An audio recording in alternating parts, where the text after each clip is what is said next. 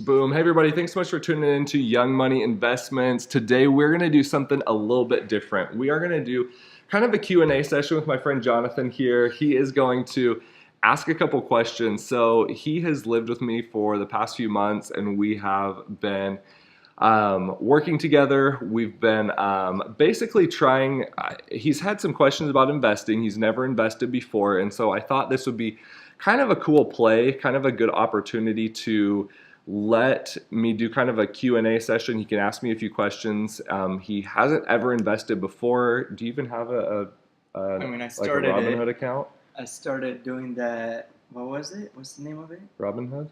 Was it Robinhood? Yeah. Yeah, the app on like your phone and everything. Yeah, but the main account on the website or something. Yeah, Mhm. yeah. So Robinhood, I guess, right? so you have the account and everything. So what are some questions that you have about investing? What are some? I know we were going over like long-term investing, what the difference is. Well, Um, what yeah, was some I other- mean, I guess your viewers should know that I don't understand that much about trading, so these questions are very, very basic. Yeah, So I think another question, we were talking about how to know when to invest in a company, and you were telling me that you should research the company out, right? hmm, And that way you have a better understanding, like what's going on with MoviePass right now, that they're going kind of through a hard situation right now. So yeah. that's why you don't think it's a good. I mean, what was it? You had the chart in front of you. Yeah, You so want we to had pull it like up, so or? we have like a chart, so we can minimize this or pull this down. So Jonathan had a question And about. yeah, let's go to that question back. So Okay. my question was, so if it's slow, and before we started talking about how they're kind of going bankrupt and having a hard time right now. So he's talking Um, about HMNY, which is the company that owns MoviePass. If any of you've heard about MoviePass, it's like unlimited movies that you can go and see unlimited movies in the theaters. So here is the chart and everything yeah, for so me not knowing MoviePass. a lot about it, my question was, okay, since it's low, and we were talking about underappreciated, well, what's it, stocks, Yep, companies, undervalued. how you should invest in them sometimes, right? And I was Yeah, saying when I looked at this chart, it's like, okay, since it's low, why wouldn't you invest in it? yeah. So that's going to obviously be an important feature, like in a company. So obviously, like this chart pattern here, yes, it's trading super low. Like HMNY is at 4 cents, and back here it was trading. So because of the stock splits and because of the dilutions, which just basically means it really wasn't ever actually at $3,971 a share. But if you can see here, like just in going down, it's worth like basically over 100% less. Obviously, like it's basically worthless. If you would have bought up here less than half a year ago, it would have been worth nothing. I mean, right here to now, I mean, it's basically absolutely worthless. Like it's trading down Yeah. super low. So the reason you wouldn't buy into a company like this is because you have to kind of know the fundamentals of the company. You have to understand, like, if it's continually trending down, there's no reason for it to come back up. It's not a good buy, right? Like it wouldn't be a good buy to get into a company like this because, like we were saying, like we got rid of our movie pass. Like no one's buying into that company. Like it's it's just not a good product, you know? Like it's kind of like buying a VHS player right now, right? Like why would you invest in a company that's making VHS players when everything's like digital or like Blu-ray or like so you have to understand like where the company's going in the future. So that's why you want to invest in it long term. Does that make sense? So right now you don't think that company's going anywhere. No, I mean it just doesn't look profitable, and that's why the market's saying that too, right? Like the company, like the share price, it's at 4 cents, and it was technically if you would have without the dilutions, you would have been paying like thousands, like 300, like right here, less like a couple months ago, you would have been paying technically $382 a share. Like that company is worth nothing compared to that. You basically would have lost all your money. So can you think of an example of a company that was underappreciated at one point in the past, and you thought, okay, I need to invest in it because I see a long-term, Mhm. progress. So what were those things you saw in it that made you want to invest? So things like, like I got into, and we can pull this back up here, like I got a really good example for me was Facebook. So back Mhm. when Facebook first IPO'd, it stands for initial public offering, Facebook IPO'd at $40 a share basically.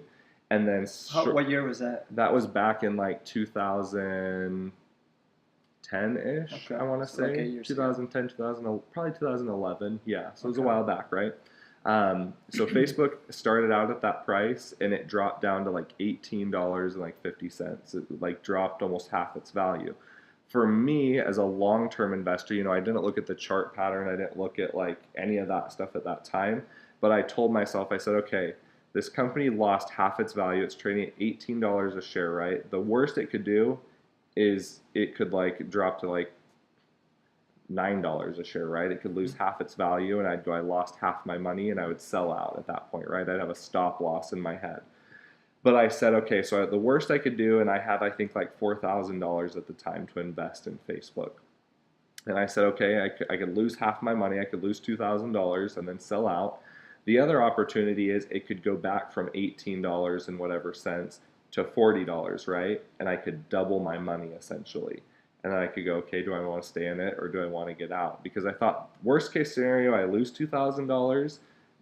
Best case scenario at that point, I was like, it goes back to 40 and I make $4,000 on it, right? Well, as we know now, Facebook's trading at almost $200 a share, Wow. right? So it was kind of like a risk versus reward, right? And I saw social media as being like a really influential thing. Like they were better than MySpace at the time. Like Mm. there was no Instagram, there was no Snapchat. So like it was Facebook or MySpace, and Facebook was just taking off. Older people were into it. And so that's where I went. It's a calculated risk, right? Like I can afford to lose a couple thousand in order, or I could make a couple, double my money. And so that was where I saw it. There was no competitors in the marketplace. For it, I mean, MySpace was kind of It was losing. yeah, it was like Yeah. going downhill. It was dying, and so people were loving it, and it was to me, I saw a lot of value in that. I knew Facebook would be around for a long, long time, and so companies like that, companies like Google, companies, I look at these companies and I could see that they're the way of the future, right? And so I would get into them. Companies like Disney is a really good buy. I think if you're willing, if you're not a smart investor, you're not looking to trade a lot, like Disney's going to come out with a streaming service in the next few years. 2020 or sorry, 2019, it's going to come out with a streaming service. So all those shows they put on Netflix, all those shows they put on Hulu, they're going to take all those shows back and they're going to put them on their own network, right? And people are going to have to pay them to stream. Well, what's Mm. that going to do to Disney's revenue? It's going to go up, right? Oh, okay. So I look at long-term big plays in big companies. I don't try to get into these small companies that aren't worth a lot of money. So yeah, so have you found a formula of what things to look for in a company now? And kind of going back to Disney, like I didn't know that about Disney. Mm-hmm. So somebody like me that wants to get into the market, where should I look for this? Should I be more involved in like the Um, news, just in general, reading more? Like like what this, like specifically? this is huge. I think like my phone makes me the most money, like because I like to learn, right? So I think looking up like I'm kind of weird. Every time I go before I go to bed, I'll look at Google News, right? I'll just type in news.google.com and I'll look at what's happening in the world today, and you can look at business, you can look at wildfires, you can look at whatever's going on in the news basically, and you just start to learn, what's going on with companies in the world. You'll find out that like Elon Musk is going to have a lawsuit filed against him because he tweeted something and people don't know if the funding's really there for Tesla to go private, and that's what sent the stock shooting up. Well, now with this negative news coming out, what do you think is Yeah, going to happen to the it's gonna stock short exactly. term? So those are little things. I read the news articles a lot. I look at those things. I have the news turned on my phone, so I get news banner alerts. Anytime there's news in the world, um, and I pay attention to companies that I like. Companies I buy products in, and I try not to Oh, think about like just if I would buy it, but what are my friends doing? What are people my age doing? What are people younger than me doing? Because the younger consumers, people that are in high school, they account for a big, massive, market. So those are things that I look for if I'm long-term investing. So looking at the news kind of thing, it's a big one. Yeah, exactly. Exactly. I think the thing too with it is don't be too prideful in the sense that knowing you could be wrong, right? That's why I don't always invest everything. I don't put all my eggs in one basket because when I have, it's hurt me really bad. So, you know, measure your risk versus reward, I think. How would you know, I guess, when to back out, take your money off Like out of a company. out of a company? And my other question, I mean, like I said, I don't know that much about the market, but why would other people buy from you if you're doing like a short, I guess, for example? If you see that that's going down, I guess there's other crazy people in the world that don't see that maybe, I don't know, right? Yeah. And that's why they buy from you because who's buying from you those things, those companies, other buyers, right? What do you mean? When you sell, so when you're investing in short, a couple. So do you know what a short is? So short is where I'm making money off of the company doing bad, right? That's what a short is. Okay. So I guess I didn't understand that. So what about when you're investing for a couple of days in a company like Caterpillar, for example? I don't know if you did that a couple of weeks ago. You were investing for a couple of days, or you're still investing. I'm not sure. Yeah, like swing trading it. Okay. Yeah, wanting to write it up. Okay. I guess how do you know when to take your money? So I'm doing more. So that's more of a short to like a swing trade. So I'm basing it off of like technical analysis on the charts. So I'm basing it off of previous patterns with the stock. You know, when has it hit that bottom mark before and then recovered? So stocks are kind of a lot like life, right? Like you can learn from history. You know, history repeats itself. It's very similar with stocks. People have like a psychological threshold on certain numbers, right? Like $100 price point on a stock is like a superficial number, right? And then, so like Caterpillar, for example, like there's a very large superficial, like we can even pull it up here on the chart to kind of go over it. So if I'm doing a swing trade, so you'd have CAT, and we'll pull up the charts here. So like people have a very, like there's a psychological resistance for a lot of people. So if you look at the chart pattern here, you're going to see that like it bottoms right here around like 132 a lot. Like 132 is right here, 132.83. It's bottomed here. And if you change this from like 180 days to maybe a year, you're going to see this is the past year. So when did you buy? I bought in. So recently I just bought it. I'll zoom in. But like if you look at this long term for like the past year, there's a year of the company. You're gonna see how it kind of stayed in this range right here. This is about $134 ish was the bottom, and then then it started to come up, and that was because the company was doing really well financially. Well, then it had some sell off, and it came back down here, and it continued to have support here, right? So statistically, people continually would sell out to this point. But then people would say, oh, well, it's valued more than that, right? That's a low point. It's worth more than this. We should buy more shares. And so it would come up.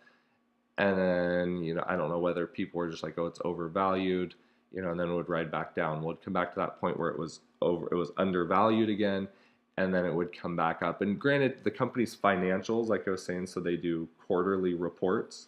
So in a quarterly report, they will list how much money the company's made, and see each of these times right down here, these are earnings reports. So when it has an earnings report, it didn't do as well as it should have right here, or what people were thinking it would do. And so it sold off, right? And then it would come down and come down. And then it had another earnings report up here, and then it tanked again on earnings. So it came back down, and then it started trending back up, trading. And then for some reason, this was when we had the trade war. So there was the big trade war with China, and Caterpillar sells a lot of its equipment in China right now. There's a big emerging market in China. So when they heard politically that the company wasn't going to be able to sell as many products in China, it started just tanking and coming down, and then it's kind of consolidating right here. Well, if you zoom in further, closer up on here, that's maybe a little too close. We'll zoom back out. Maybe if you look at this pattern right here, we'll zoom in. You'll notice that it continually stops right here, right? That's kind of the threshold for it. So I bought in somewhere right around the bottom here, $136, $136 and twelve When was cents. that point you Um, showed in the? 136, so 100, it was like right in here recently. That's So where you bought in. I've traded it through here a lot. Oh, But yeah, okay. I had sold off when it got up to $143. No, I actually sold out when it was at Uh-huh. 146. I sold out around 145, And you bought it 146. at what? And I just bought it at 140, sorry, 130, sorry. So I you sold were. out at 146 and then I bought back in at approximately $136.12. Uh-huh. And I bought about 300 shares of that. So I bought in right around $136. I bought in right around here. So right down here, kind of towards the bottom. I would like to buy in maybe a little bit closer down here, but see where it's kind of stopped out right here and reversed at about 130. So I guess what you saw in this, so you think it's gonna go up? I saw a pattern. What I saw in this was a pattern. Yeah, I saw a consistent pattern right through here where it has been bouncing recently. Yes, down here when it really was tanking, it really got low. Mm-hmm. But I saw for the past little bit right here, look, so if I draw a line right here, do you see where it's touching a lot? Mm-hmm. And do you see where like right here, right here, right here, right here, right here, it's Yeah. touching that? So it's consistently going down, and then what's it doing? It's coming back up, and then coming down, coming back up, Yeah. coming back Going down. down. So what I did was I saw a consistent pattern. Now, I like trading these companies because I see long-term value in them. So even if Yeah. I don't hit it perfectly, I still can hold that company long term. So even if I'm down, let's say I'm down maybe 4 or 5% or whatever, I'm not going to sell out for a loss because I just go, I timed it wrong, basically. I tell myself, okay, you didn't buy in at the right point. You could still, if you have more money, buy in at those lower prices still and lower your average cost for per share. But I'm going to hold it long term because I still know that in the long run it's undervalued and it will come back up. So, and that's good for new investors because you're not going to time the market right. Most of the time, you're not going to pick the right play right away, right? But you're buying a company that consistently has had a nice uptrend pattern. So, like for example, Caterpillar, since we've been using it so much recently, um, you look at this. Even if you go longer than a year, you're going to see a consistent uptrend pattern, Yeah. right? And now it's kind of been horizontal. It's not a downtrend pattern, it's worth what you're getting. It's a consistent uptrend pattern. I mean, you look at Amazon, even since everyone is really familiar with Amazon. Look at this company over the past year. Yes, it's had some dips. I mean, it's had a dip right here from, I don't know what price point that is, but it's had a dip of over 19% at one point. That's a large amount. 19% of a company that's worth $1,800 a share. That's a massive dip, but it's consistently going up. So I like investing in these companies that have a consistent uptrend pattern, but it's overvalued right now. So we'll get into that maybe a little bit later. But it's so far above some of these other technical analysis. Like this is called a SMA, which stands for simple moving average. And I don't like buying companies when it's so overpriced because again, you want to get a company at a good value. Does that make sense? Yeah. But you want to buy companies that have an uptrend pattern, but you don't want to buy them where they're uptrending and they're overpriced, right? It's kind of like what's a popular company that people like Nike, for example, right? So you want to buy clothes, like everyone loves Nike, right? You want to buy the cool stuff, but you don't want to buy it when it's like full retail price. You like to buy the cool stuff when it's at a discounted price. That's how I look at it with stocks. It's like buy the good stuff, but buy it at a cheap price. So, So when you're buying a company, a share from a company, you're buying it from the company, right? Yeah. Or from other buyers or from the company? So that's actually a really good question. So the way it works is you're buying a share. So the markets are traded publicly. You can only buy between it's 9:30 Eastern Standard Time until 4. Yeah, we're Central Standard right now. So yeah, 9:30 a.m. 9:30 a.m. Eastern Time until 4 p.m. Eastern time. Those That's are when you like the can trading buy. hours. You can buy and sell, or Yeah, okay. those are your normal trading hours. Now they have pre-market hours and after-market hours, but you don't really worry about those because you can't really trade during those times. But Monday through Friday, you as a normal person can trade from 9:30 Eastern time. Eastern Standard until about 4 p.m. Eastern Standard. So what happens after 4 p.m.?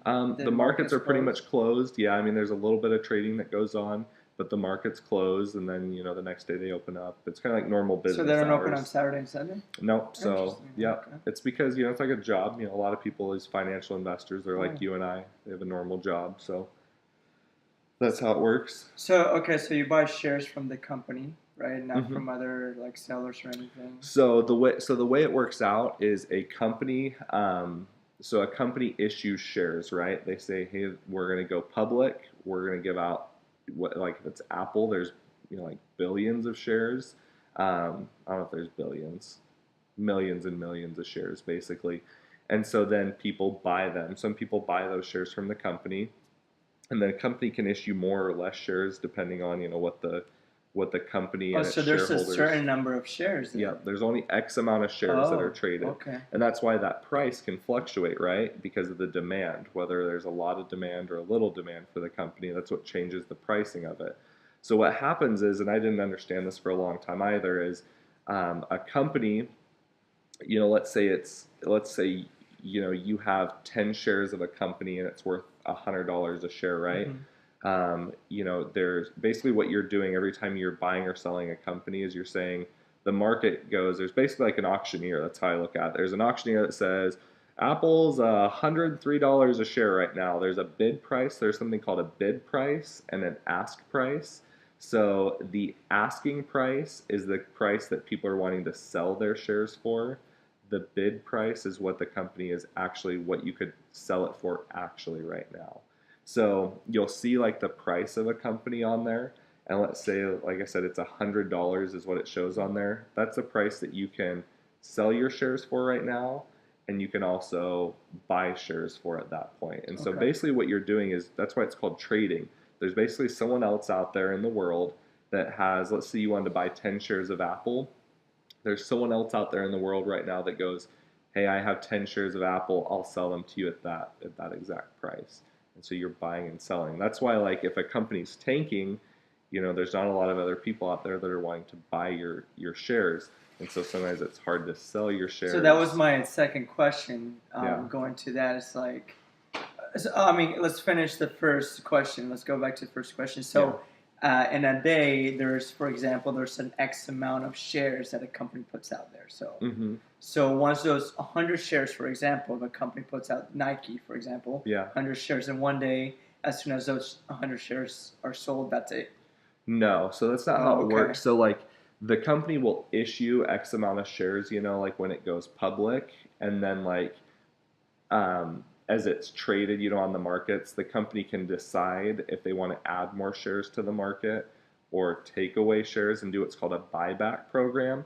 Okay. But it's not like every day it'll put out so many shares. It's just like every day when the market's open, there's these hundreds of thousands of people that own this company, and during that time frame, these people are saying, hey, I want to buy more shares right now, and these people are going, well, okay, if you'll buy it for this price, I'll sell it to you. So when the market's open, Nike's not really doing anything with it. Nike just has those shares that it's issued. It said, hey, you can buy this much of our company, and then that's how much those pieces of the company is worth. So is there never a point where you can't buy from a company, like those shares are gone, or? And no, because there's always someone that's willing to sell it to you at a certain price, right? Oh. I mean, there are very rare situations where it's a very small company that there are no shares, to buy. But there's always someone that's willing to sell it to you at a certain price, right? And that's why the price will go up and up and up really quickly sometimes, is because how bad are you willing to buy that company? How bad do you want that share, right? And that's why some companies will go up in value a lot. So you were saying there's two types of prices going back. Well, what were they? So you'll see something called an asking price. Okay, the asking price. And the bid price. So if I'm selling my shares, like I said, let's go with $100 a share as a base.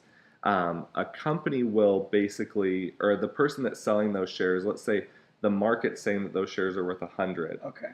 My asking price could be $105 for those shares, and I But won't sell them until you give me $105. But everyone else is like, I'm only going to pay $100 for yeah, it. exactly. So why would you buy it at 105 for most people? You most likely wouldn't be able to sell them at 105 unless the demand for those shares starts going up, and then someone's like, man, I can't get shares at $100 anymore, and then they'd be like, well, I'll pay $102 for those shares. There's other people that'll be like, I'll sell them for 102. Well, once all those shares at $102 are bought up, then there's maybe more shares at $104. So those are bid prices or asking prices? Those are bid prices. Bid That asking was that guy that was wanting to sell it. Oh, okay. So the bid price is the one that you'll see on the charts. The asking price is sometimes what people are asking that you don't see in the background. Okay. But then if you can't get any more shares at a lower price, then the market will basically go, you can only buy these shares at $105 now. And that guy's like, yep, I'll sell them to you for $105. And you're like, all right, I'll buy them at $105. So every time you're buying from other people then? Mm-hmm. Okay. Yeah. Or other companies, smaller companies that have invested in Nike, that you're buying, usually you're not buying exactly from Nike, but you could buy from like a hedge fund, a money manager, things like that. But yeah, you're not usually buying from the company. And then I guess the second question going to that is when the one stock is going down, like the shares are going down. Yeah. And you want to sell, right? Mm-hmm. Who are you selling it to? The company or other buyers? Other buyers again. Right? Yeah. But why would they want to buy? Because they're long trading, maybe, or because they long-term see a value in it. So Okay. sometimes, maybe a company is going down, but they see those shares still as a good value. So, just because I don't see value in a company doesn't mean that someone else doesn't see value and they're not willing to pick those shares up at a cheaper price.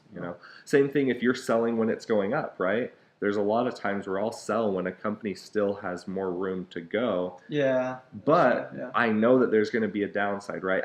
No one times the market perfectly. That's the thing you need to learn. So I'll sell I'll sell the company as it's going up, and there's lots of people that'll buy, right?